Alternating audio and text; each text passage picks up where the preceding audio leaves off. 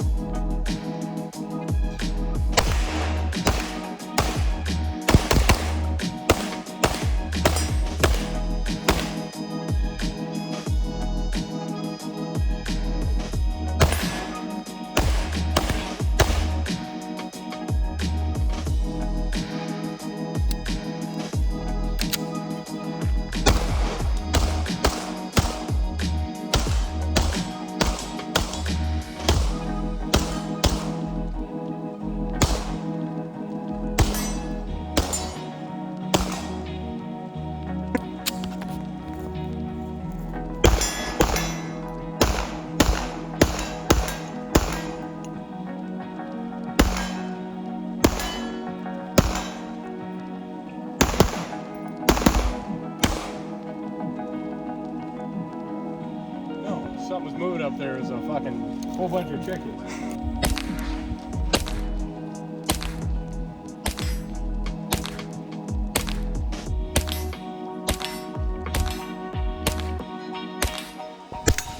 Hell yeah.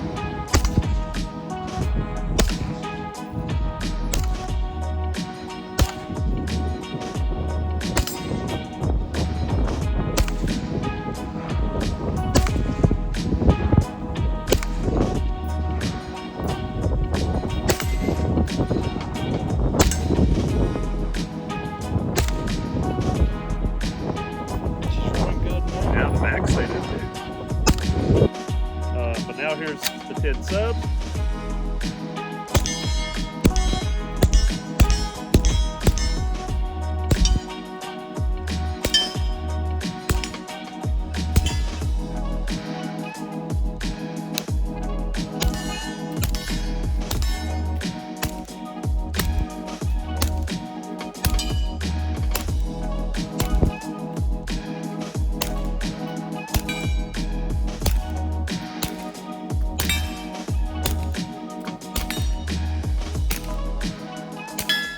That's a hard one to see in the sun.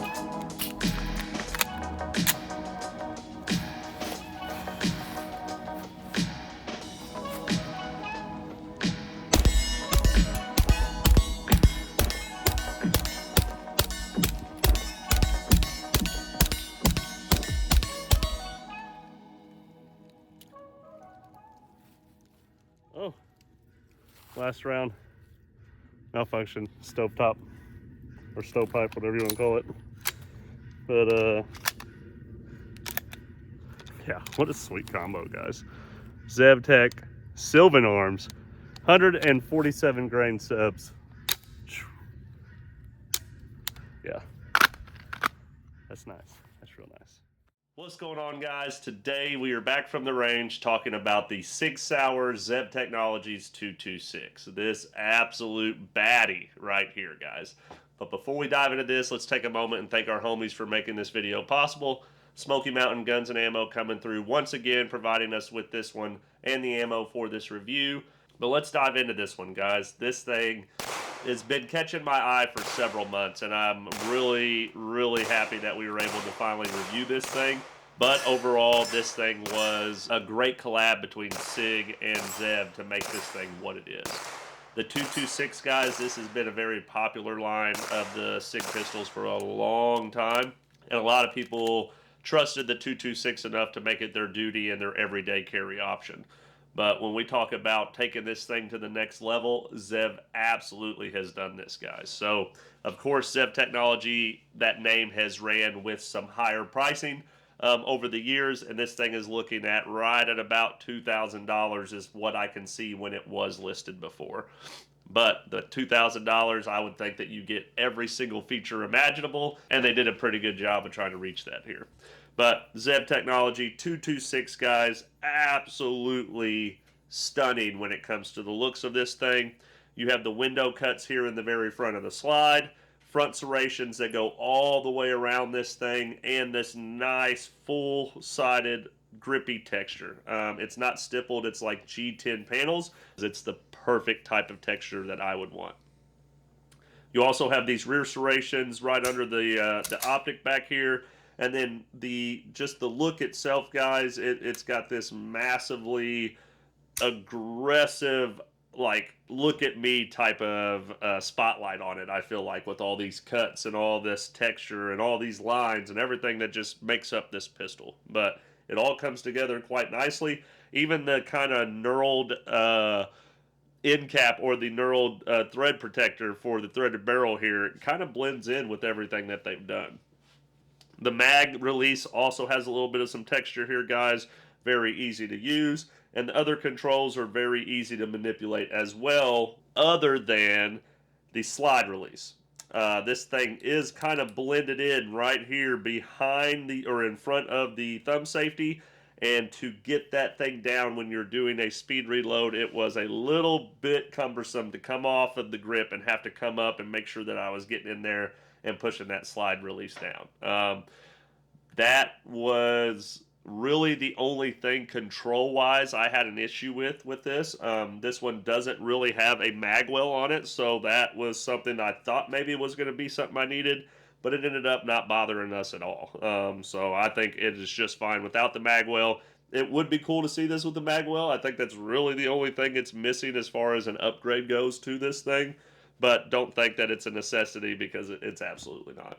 Sights, guys, this thing is ready to rock the way I would want it. Of course, Zev Technologies front sight. This is the orange fiber optic sight with the blacked out rear sight. Guys, I actually have 2 or 3 of these sight sets on several of my Glock pistols. When I used to shoot competitions, these are the sights that I would run. So as far as picking the right sights, Zev knew exactly what I wanted, because I buy from Zev to get my competition sights and put them on majority of the stuff that I can. So A+ on that. The SIG Romeo 1 Pro sight, guys. I was a little concerned about this. I haven't had a whole lot of experience with SIG sights other than the Romeo 5 rifle optic, and that thing's been pretty good. As far as the pistol optics go, I've always heard there's been some issues with these in the past, but this thing didn't have any issues that we could see. It was easy to pick up at night, easy to pick up at day. Battery life was there. As far as I know, I never intentionally turned this thing off, but there is multiple times that it was left on, and that, like the sleep mode activated, and it would turn right back on whenever I went back to the range and turned it back on. So has me second guessing my kind of timidness to jump into the SIG pistol optics at first, but now I would definitely give them more chances, because this one has held up really well on this particular pistol. Guys, this thing also had a full tack rail on the front, 3 spots, so that you could choose the weapon light of your choice. We were able to run our Surefire 300 the entire time with no problems, and it fit up nice and snug against the front of that trigger guard. And you get 3 steel 15-round magazines starting off with this thing. So they got you ready to go right out of the box. And one thing that worked out for us, we actually have Checkmate 226 mags that work in our TSOS PX9. So we had a bunch of these that are 20 rounders, and these worked flawlessly in this particular setup. So if you guys have a SIG 226, don't hesitate to look at these mags. I believe TSOS sells these directly, and they will work in your 226, and they work really, really well in this one with the Zev setup in particular. This thing weighs right at about 2 pounds, guys. I want to say just slightly over that, so it is pretty heavy. Helps keep this thing pretty dang flat. The trigger itself is pretty dang light. We're looking at about a 3.5 pound trigger on this thing. And there is a very clean reset too. So you can tell from the video how we were able to work that trigger that it looks and works pretty dang well. Okay, so there's a travel to the wall. And then it's just a hard break. Reset, decent. Soak in, travel, wall, crisp break, reset. Reset just resets.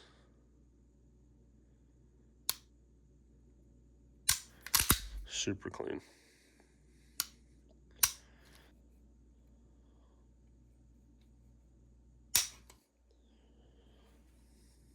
£3.5. Shooting this thing suppressed, guys, we had multiple times that it would not run subs, and then we had days that it would run subs. So I really don't know what to say in particular on that. I will say when it did run the 115s, no problem, and when it did decide to run the subs, it was an absolute dream suppressed.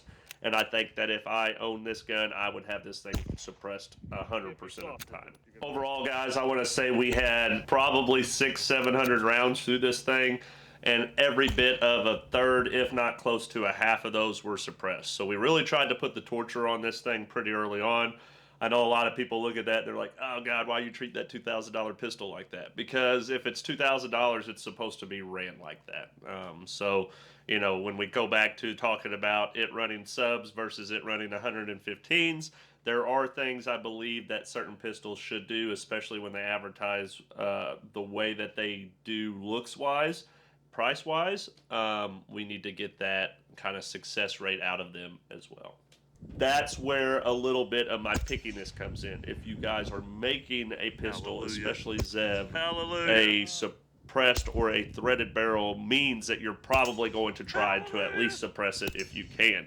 It should be able to run 115s and subs out of the box. I feel like if you're going to put a threaded barrel on this thing and deck it out, you should put the proper spring adjustment or proper spring replacement in here so that it runs both 115 supers and subs for the people right out of the box. That is my only complaint as far as this thing not being duty ready. You know, is most people going to run a suppressor on their pistol? No, but we get a lot of unique opportunities here. So we're going to use those where we can, and I would just really like to see more pistols come out of the box straight running subs the moment you put a suppressor on it.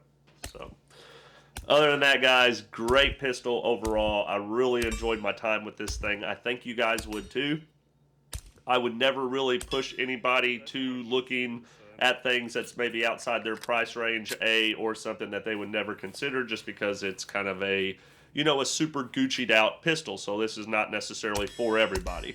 Take at least a second look and see if it's worth your time and something that could be a good investment in the future, because this thing works. There's nothing wrong with this, with the company Zev.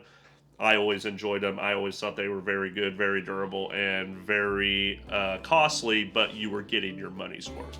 So that's it, guys. What do you think of this 6 Sauer 226 and Zev Technologies collab? Do you guys have one? Have you had the opportunity to shoot one of these things? But yeah, guys, I appreciate every single one of y'all. Hit that subscribe button, share it with your friends, guys. And as always, stay alert, stay alive. And did you guys know we are doing training here in East Tennessee? Pistol fundamentals, rifle fundamentals, and night vision introduction. Come shoot with us. Come test out your kit. Come build your circle, guys. We keep it budget friendly so that you can get a full day of training cheaper than anywhere else that you could probably find. But I love every single one of you. Until next time, we'll see you on the range.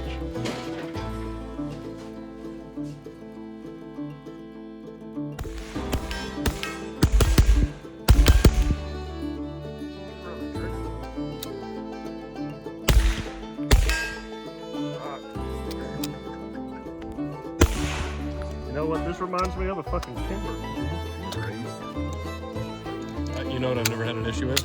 A stock 226. You're just like, Oh, hell no. damn, bro. Look at that. It is snappy, though.